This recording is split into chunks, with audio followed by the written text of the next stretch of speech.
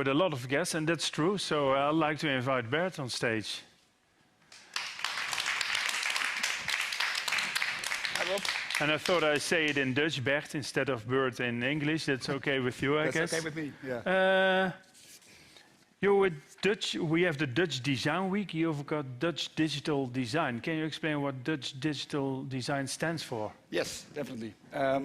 So it is something I do next to my job. I'm helping creative agencies with positioning and growth strategy. And next to that, I'm founder and chairman of the Dutch Digital Design Initiative, which is an association. And it's basically a stage for the very best, I have some slides, for the very best digital design from the Netherlands. You know, to showcase that to the world, the digital part of Dutch design, for that matter. And, you know, strengthen the attraction towards potential clients, potential partners, potential talent within the Netherlands and outside of the Netherlands. If you think about Dutch digital design, it's not typical the Dutch to say I'm the greatest, but are we great in digital design, or are we... We're quite good. Quite good, that's a typical Dutch expression, we're quite good. Well, it's an interesting question, because when we started it back in 2014, you know, it was a different situation. I think it's better now. We have a better reputation, and of course, if we contributed a little bit to that, that's good. But, you know, it's a lot of other things too. Yeah. So I think the state of being now, the Dutch have really quite a good story, a strong story in digital worldwide. And I know you've got some examples. Can you tell more about the examples you have with you? Yes. So I tried to make a bridge, like CreativeNL asked me to make a bridge between the physical space and the digital space. So that's what I did. So I brought along three cases, not per se US-related cases, but I think excellent examples where the physical and the digital space come together. Okay. So, yeah, the first case is a very big project. I didn't know about the project, and one of the board members of Dutch Digital Design is Sebastian Scheer. He's head of design at MediaMonks. Yeah. And he shared this with me, and I was like, what? This is so big. I have never seen a project that big. It's the Hellinikon Experience Center.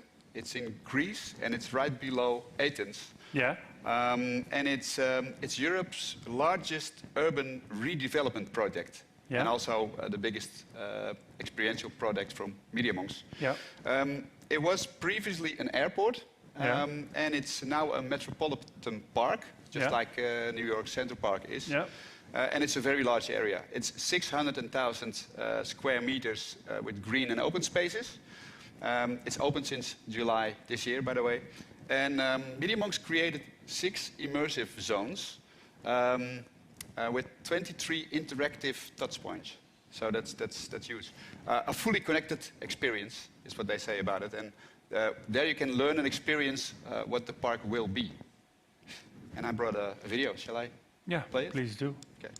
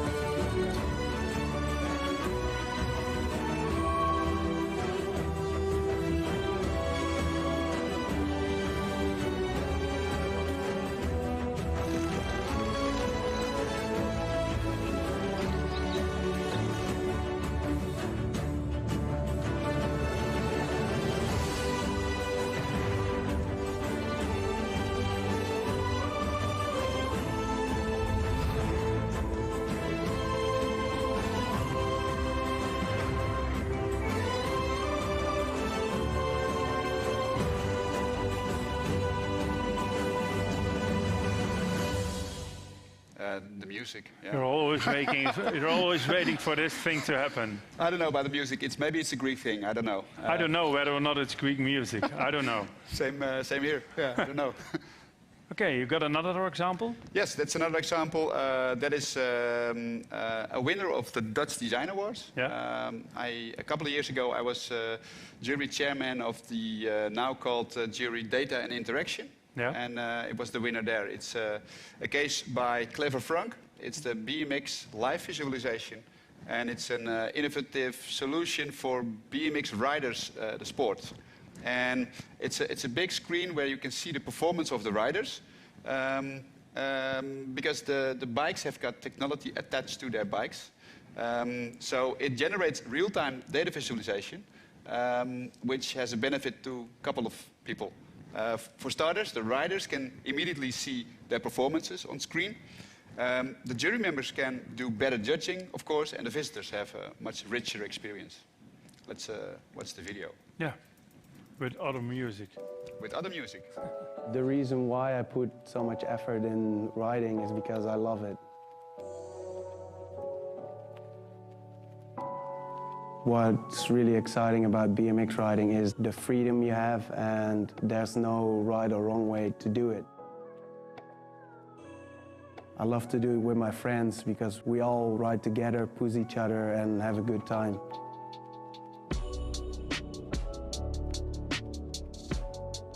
The Royal Dutch Cycling Federation encourages cyclists to become the best version of themselves. As a relatively new discipline, it's our goal to attract more people to the exciting, fascinating sport of freestyle BMX. We want to give fans, spectators and competitors an engaging front-seat experience into the bikers' performance through a compelling, easy-to-understand showcase of their run. Using sensor technology, we capture the speed, lift and orientation of the bikers. A real-time data visualization digitally reproduces their performance, highlighting every trick across the entire park.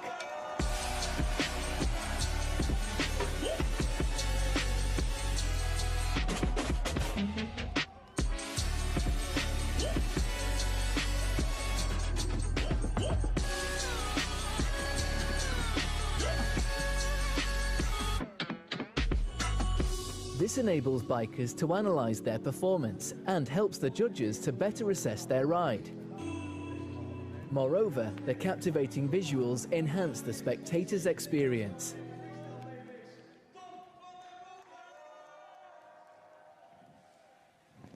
That's the Thanks. second one. That's the second one. I know you got a third one. I do. Please show. Okay. So the last case I have is a case that is going to be featured on the Dutch Digital Design channels as well, the website and social. Yeah. It's an interactive interactive installation that was to be seen at the Het Nieuwe Instituut in Rotterdam, and it's created by, here we go, interesting artist and designer Richard Vijgen. So the installation is called True Artificial Eyes, and it lets you have a look at more than 500 episodes of the VPRO Tegenlicht, but through the eyes of the computer algorithm. So you can see through three different eyes in the collection. And you can play around with sliders and see the effect. And you say three different eyes. Which kind of three different eyes? Are So, yes, there is one called people, one called artifacts, and one called natural objects. Okay. So in those three categories, you can just slide and find, what you want to see on screen. Yeah. So it directly responds to that, and the installation is quite simple and really invites you to interact. Let's have a look. And you called it simple? Let's have a look. Okay.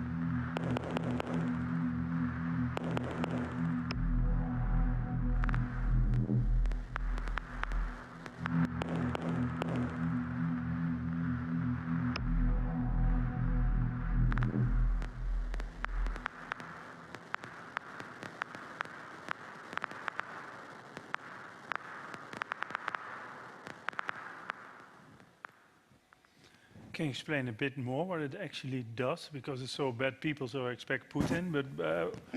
But what does it actually do? This one? It tries to make you more aware on how algorithm is looking at data. Yeah. And sometimes it's quite accurate, and sometimes it may be not. So it's more an awareness thing that you you get the experience of seeing where it puts a line between two. Okay. And that is the thing that it makes you more aware of. Okay. Yeah, Okay. yeah. Okay. And I also love the sound design in the installation. It's really great stuff. It feels like something you are discovering something. Yes. Instead of wondering, it's about discovering. Yeah. And it's also to be seen here at the Dutch Design Week. Yeah. A smaller Where is version, it? that is. Where? That is in the Klokgebouw. VPRO Tegenlicht, that is hall 4. Oh, yeah.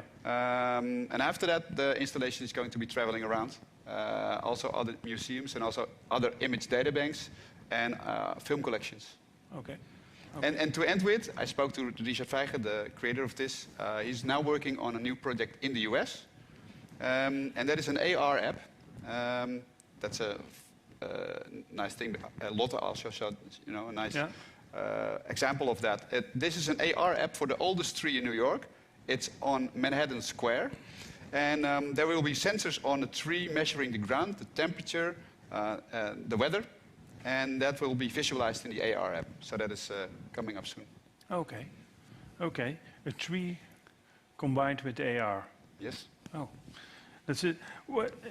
If I go back to Dutch and the US, because that's also one of the topics for today, what does Dutch digital design mean in the US? Because you've got examples from Athens, from all over the world. It's not focused, not just about the US, but what can we give or learn from each other? I think a lot, and I'll share some examples of what we do in the US with Dutch digital design and where that comes from as well. Yeah. Maybe I should first explain a bit more about Dutch digital design. First, it's a community of those 30 partner agencies on the screen here. It's a wide variety of digital design-related businesses, smaller and bigger and anything in between. And they support the initiative and make it possible, of course. But it's not just our partners, but everyone can submit interactive projects via our website. So that can be a website, an app, interactive installation, AR, VR, connected devices.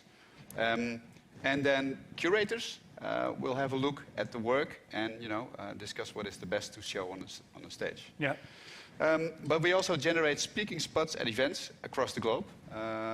Well, to start with, Dutch Design Week. A couple of years already, we work closely together with the Dutch Design Week on the Database Talks event on the Friday. So coming Friday, we have 2 events.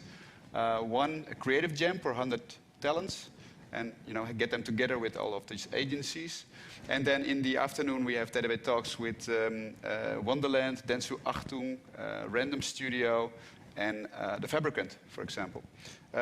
But across the globe as well. So in Cannes Lions, we have a presence, and also at South by Southwest. I'll share a bit later on that. But we also share the work and the vision of the partners on several channels with media partners inside the Netherlands and outside the Netherlands. So like at Formatie and the Drum. The drum, I have to say. And we put a spotlight on winners of awards. Of course, the Webby Awards, which is still the Oscars of the internet. Yeah.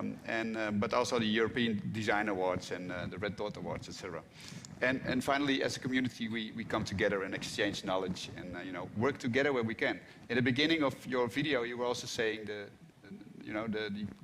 big chance for people to work together and collaborate, and I think that's a strong Dutch thing. Yeah. So I think the Dutch have got quite a good story in Dutch design, that is, of course, and maybe not all sectors know about that. That was in the beginning of the show as well. Yeah. And are we great from a Dutch design perspective in embracing diversity? I think so, because I think the Dutch are used to working with different nationalities, being a small trade country, and also different disciplines. And that goes very well for digital design expertise, of course. I think it's extremely interesting to see how those worlds can come together and what happens when you put different disciplines together, have people work on a project and combine their expertises there. Yeah, we've got a story there. And are we great in organizing then diversity? That's a complex question, I think, to answer. If we look in the industry right now, we have steps to make. But when you look at combining the disciplines, that is very true. Okay. I think that works well. Okay. Yeah. Okay. I think the power of collaboration. I mean, that's what we do within the Dutch Digital Design Initiative. That's what you do with CreativeNL. That's what the Dutch Design Week does for a lot of years already. So yeah, we have got a strong story there, I think. Yeah.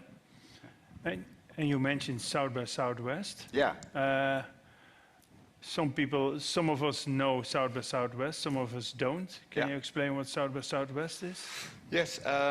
If Cannes Lions is the global event on creativity, then South by Southwest is maybe the one on technology, where all the new things happen and people share that. But also creativity is also becoming more important. And when that comes together, that it's a very interesting spot. But it started out as a music conference, so it's wider than that. Yeah. But Danny will, after me, will also focus into that. Share more on that. Yeah. But I think tapping into the subject of today, the US, there's quite a couple of digital agencies that are in the collective that have an office in the US. Clever Franke is in Chicago. Scott de Zur is in Austin, where South by Southwest is. Yeah. Your Majesty in New York. Dept has 10 locations in the US. And New York has got LA, New York, San Francisco, Toronto, Vancouver. So that's quite a bit already. Each year within the Stichting, we have a survey we put out to the partners and ask them on their goals for the coming year and also on their international focus. And the last time we asked that, obviously the US is definitely the number one to do business with. Why is that? It's an interesting, it's market of scale. So that is definitely. But Asia is also a big market. Sorry? Asia is also a big market. Oh, Asia, yeah. Yeah, but it's more difficult in terms of culture, I think. And there's also more ties to the US, already existing ties with the US, I think. So most are focusing within the US field on San Francisco, New York, and LA. So we fly over the Midwest then? Yes. Well, here we come. Okay. Germany and the UK have a second place. Yeah. And the third place is a growing interest into China and Japan. So that is interesting. But so coming from the survey, we got to know Peter Post from the Netherlands Business Support Office in LA. And we started thinking about what we could do together. So in the COVID years, we did many online meetings with him to discover what we can do in LA. And also had a couple of workshops on what the proposition of a collective of Dutch agencies could have there. We were close to going and flying over to a big automotive event called Commotion LA, but unforeseen circumstances, we had to cancel it. But we're still looking into opportunities that we can do something there. Yeah. And this is also something on screen here. We also collaborate in 2 US-focused global events. The first one was the Pixel Show in Brazil, supported by the Dutch Council in Sao Paulo. That was the biggest creative event in Latin America. And we had 7 of our partners presenting with the theme Digital Design for Good. So you see Jeroen van Erp here from Fabriek. The second one was the global FITC event based in Canada. We had the Consul General of the Kingdom of the Netherlands in Toronto presenting, and she kicked off 4 presentations by the agency. So that's what we also do. And of course, the Webby Awards, the Oscars of the Internet. Yeah. And it's interesting, how is the Netherlands doing on the stage of the Webby Awards? And that's why I asked. And they told me we are amongst the 7 best performing countries across the globe, so that's pretty good. The Netherlands represents the most awarded market outside of the US, followed by the UK, Canada, Australia, Sweden, and Denmark. And we work together with the Webby Awards as well. They have an annual event coming over to Amsterdam. So the 10th of November, we organize an event at Depth, where they come and share some knowledge with the group of Dutch creatives. Okay. And then, yes, the South by Southwest. South by Southwest. So thank you so much for all the explanation and the great examples we've seen. And I'd like to ask Danny on stage to give more insights in South by Southwest.